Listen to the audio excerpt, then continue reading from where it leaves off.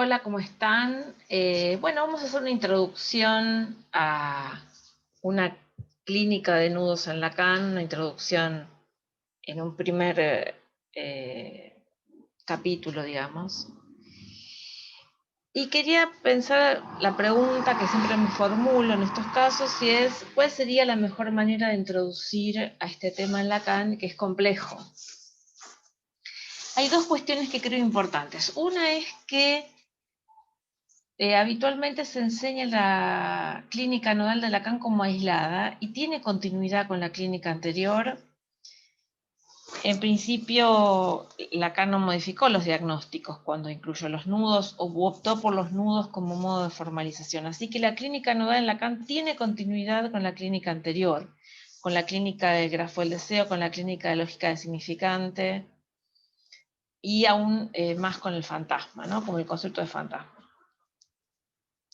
La otra cuestión muy importante es que es importante hacer un uso discreto del lenguaje matemático, porque si no aparece una pseudo erudición.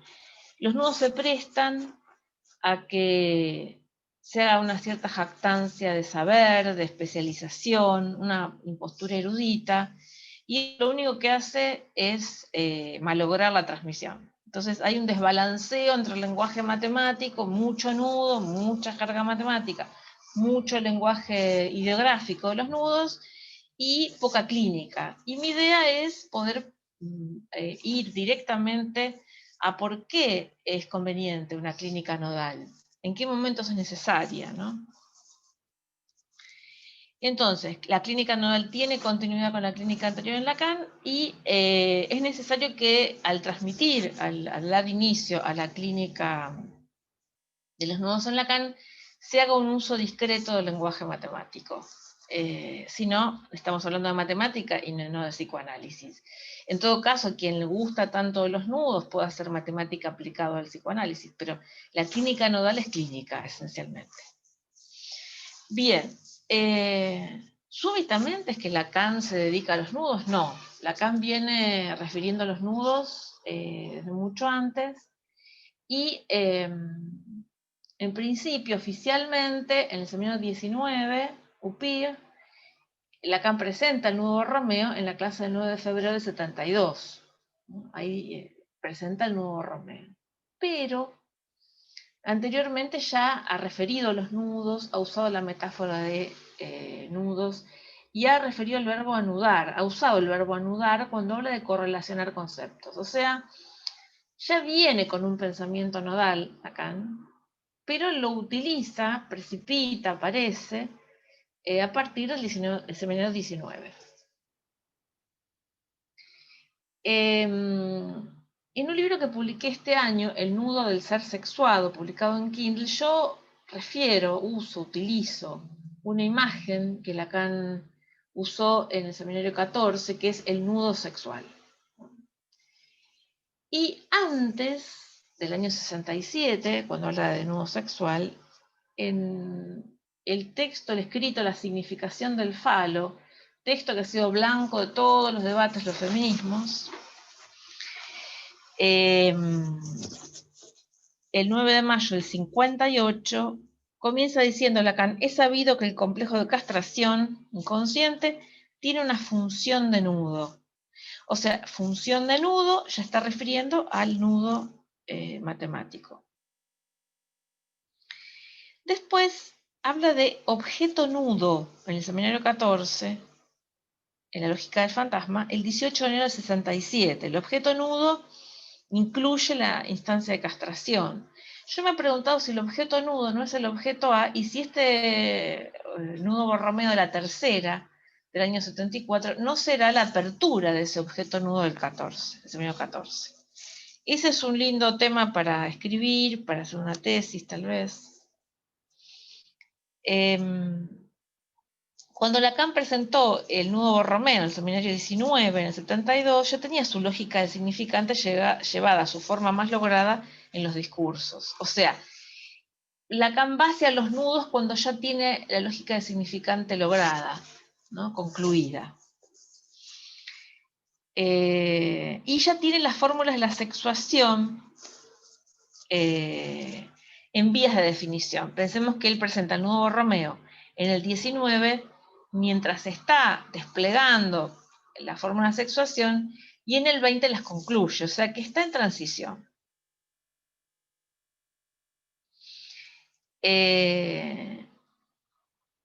La pregunta, otra cuestión, haciendo esta breve reseña de otros momentos en los que Lacan refirió al nudo, decíamos año 58, la función de nudo del complejo de castración en la significación del falo. En el 14 usa nudo sexual y objeto nudo.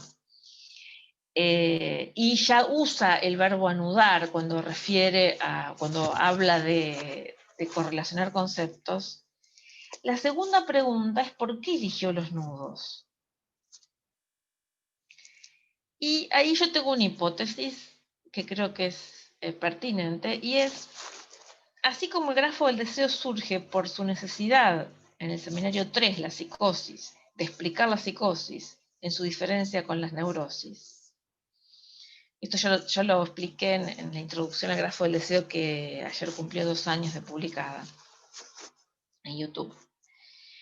Creo que, y esto no solamente lo pienso yo, está en Jacques Alain Miller, que lo ha tratado, en un seminario que dictó sobre el Santón, piezas sueltas. En ese seminario, Miller habla de la necesidad de Lacan de incluir la psicosis. Creo que Lacan ha sido, una de las grandes diferencias de Lacan con Freud ha sido la inclusión de la psicosis.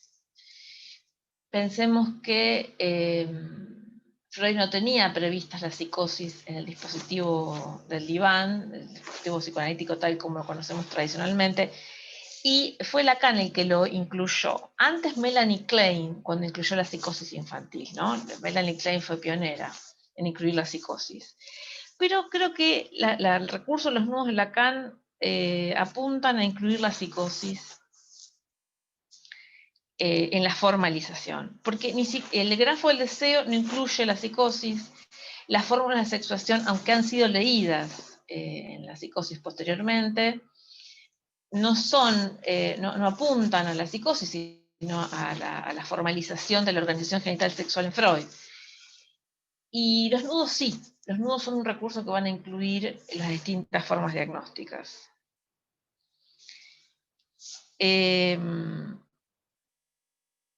¿Cómo introducir a los nudos en Lacan? El problema del lenguaje matemático es un problema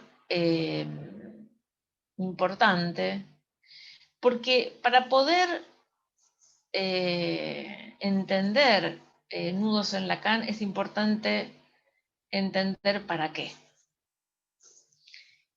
Y esa es la cuestión del uso clínico. ¿Para qué nos sirven los nudos en Lacan en la clínica? Fundamentalmente, la clínica de los nudos permite escuchar a los pacientes sin precipitar diagnóstico.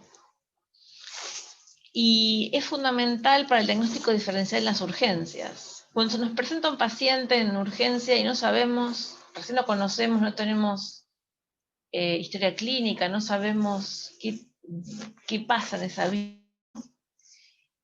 es fundamental tener el recurso de los nudos, porque eso nos va a permitir poder distinguir el gran primer diagnóstico diferencial de neurosis y psicosis, si el objeto A está en función.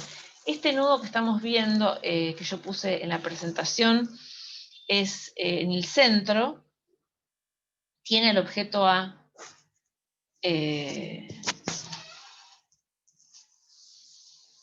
en coordinación. El objeto A es la fuerza centrípeta que coordina los 3 registros. Bien. Con el nudo Lacan logra formalizar cuestiones que no había formalizado antes, por ejemplo, los afectos, ¿no? La angustia, el cuerpo. El cuerpo es el imaginario por excelencia, el registro imaginario por excelencia. Logra una nueva forma de pensar el síntoma, tal como yo lo comentaba en mi introducción al síntoma en Lacan.